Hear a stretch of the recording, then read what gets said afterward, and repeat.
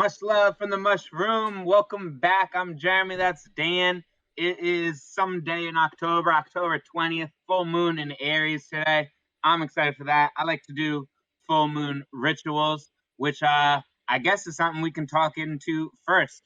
Cool. With microdosing, a lot of people I feel have rituals that they do alongside the microdose. Some people like to do yoga in the morning or affirmations, like write down affirmations along with their microdose. Some people have a certain stack of like vitamins that they do on microdose days. Is there anything that you do on microdose days that's, I guess, like special or ritualistic?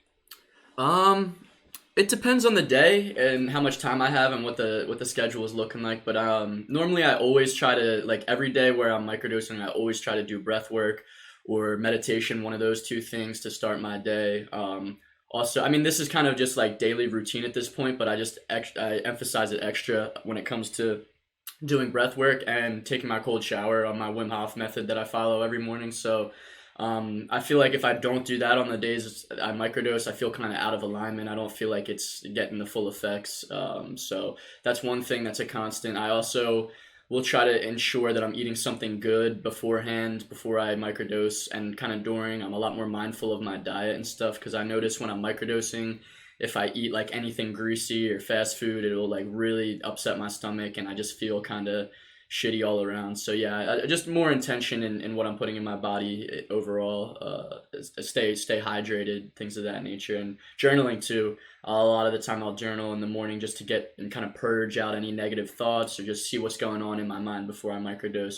So that way, when there's no like randomness arising. I sort of know how my mental biome is feeling for the day. So yeah, those are the couple things that I try to primarily do. Nice, I like it. So that was, I guess, on microdose days. Do you? I know we've talked before, saying like we kind of go on, or at least I think you do, and I've been trying to as well, go on like a 6 week schedule of doing like the Fadiman protocol or the Stamets protocol, or just like as you need. But after 6 weeks, kind of taking a week to 2 weeks off to kind of just like reset completely before starting a new schedule. So to me, that's kind of related to, I guess, like a new moon. hmm 6 weeks is a little different, but like maybe like once every 2 months, so every 2 moons, starting a new schedule would be a good time to, I'm just like thinking, I guess, correlate with the new microdosing schedules.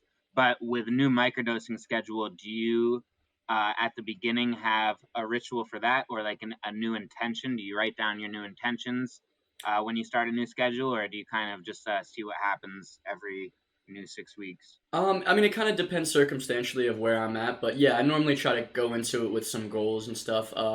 I mean, it like sort of like you were saying, I do for new moons, I normally do like a new moon ritual where I write down intentions every time there's a new moon. So I mean that probably would kind of overlap, like you're saying, with the microdosing schedule, because I'll probably do like you said, more like, kind of like 2 months and then maybe like a month off versus like six and like 2 weeks or whatever. So yeah, so normally it'll kind of coincide, probably, I would assume, with like a new moon kind of ritual and things of that nature.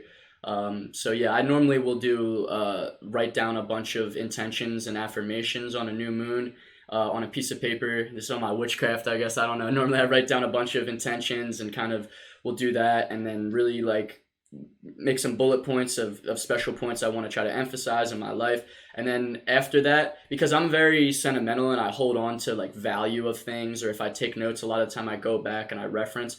But with my new moon ritual, I'll write it all down on a piece of paper, then set the paper on fire and just like blow away the ashes on a new moon, because I feel like that way it kind of roots itself more deeply in your conscience and in your subconscious rather, and like, you're not just like looking back at it and like checking off to see what you've done. It kind of, while you're writing it, you're really embodying the words and trying to absorb the energy of what you're putting onto that paper, so that when you light that on fire and you blow the ashes to the wind, it kind of like becomes its own entity. The words are like outside of you now, kind of working for you. Right. I mean, again, that's kind of almost like occultism.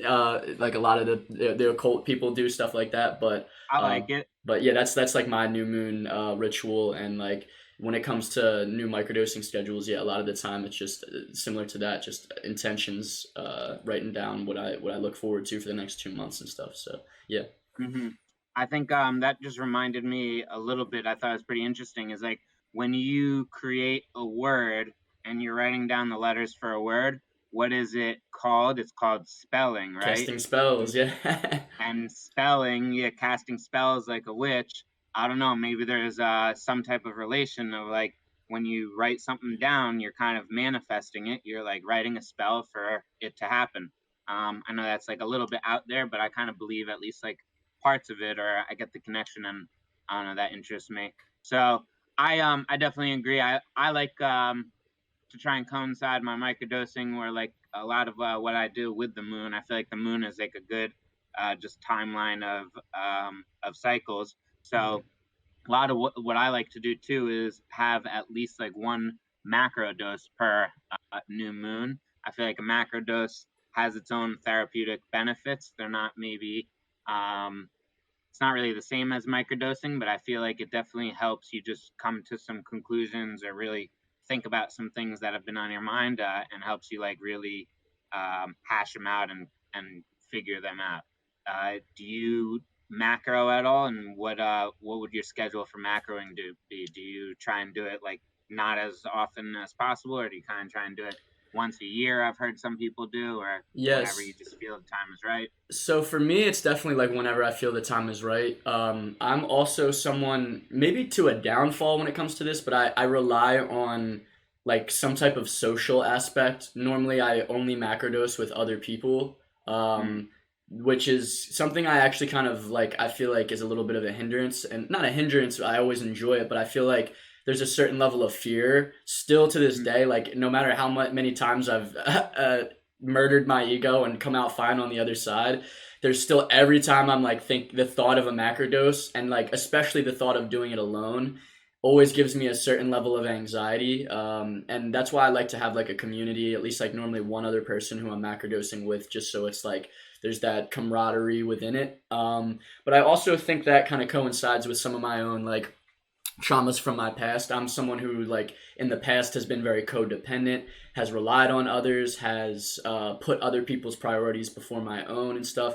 So I think one thing that would be great for me probably would be to do a macrodose completely by myself and just really enjoy that solidarity and see some of the thoughts that arise, because I feel like to a small degree, some of it's almost escapism for me, where it's like I'm like afraid to encounter. I'm afraid what might come up when I'm alone in that macrodose right. setting. So I always try to have people with me.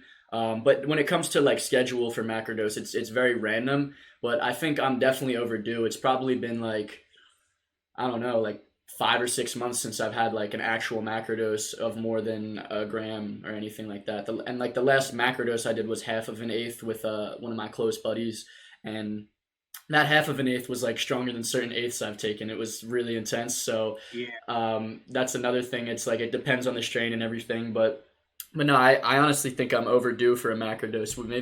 Maybe under the full moon in Aries tonight, we'll have to see what Hey, happened. not a bad idea. So it's funny. I think Mushmore actually posted this week an article from Double Blind about tripping alone, Mm, and how like a lot of people seem to actually prefer tripping alone.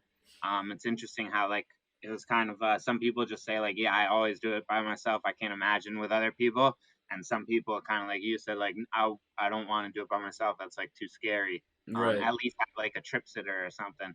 But Terrence McKenna actually says that the best way to trip is to take 5 grams by yourself in a completely like dark room with a blindfold on, and basically like that's how you're really gonna see what's going on in your head, and figure shit out, because like if you don't have that environment, you're distracted by what's on the TV, by your dogs, by the outside, by whatever, and whatever's happening is going to be giving your brain signals, and you'll be like responding to that. If Right. you go into a room by yourself for 5 hours with the mushrooms, like it's going to be whatever's on your brain is going to come up, not just like whatever you're seeing and reacting to it.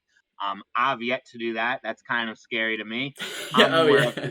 yeah, that's super scary. I'm of the camp of tripping alone. I like to be by myself. When I'm with other people, I just get too many wild thoughts, or I'm just too distracted, and it's fun maybe, but it's not as as empowering or as like helpful for me to figure stuff out. But the 5 hours by myself, it's definitely on the agenda. I just don't know exactly when. I feel like I have to be in a really good place when I do that, like maybe at the beach or like in the forest when there's Right. really no one around to distract.